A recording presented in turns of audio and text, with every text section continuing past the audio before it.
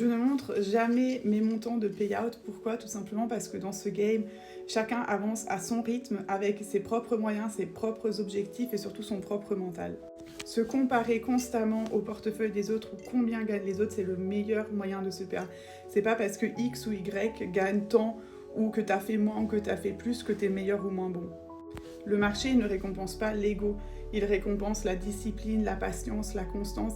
Et c'est pas parce que tu gagnes ou tu perds que t'es moins bon ou meilleur que quelqu'un d'autre ou que ça te définit en tant que personne. En fait, le montant que tu gagnes, c'est juste le reflet de ton niveau de maîtrise à un instant T. C'est pas une vérité absolue et c'est pas non plus une fatalité ou que ce sera toujours comme ça ou voilà. Et au fond, afficher des gains à tout va, des payouts, des PNL.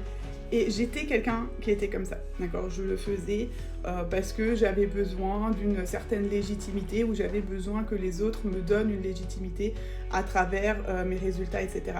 Et vous le faites peut-être même sans intention de flex, mais ça peut vraiment créer un climat de pression inutile pour les autres alors que vous le faites avec la bonne intention.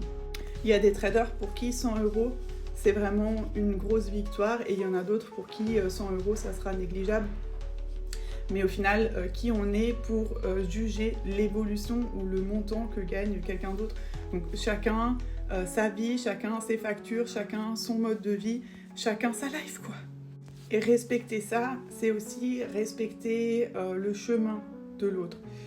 C'est pour ça que je préfère toujours parler de mindset, de psychologie, de marché, de gestion émotionnelle plutôt que seulement et uniquement de montant. Parce qu'à long terme, c'est ça qui fait la différence. Les chiffres ne font pas le trader.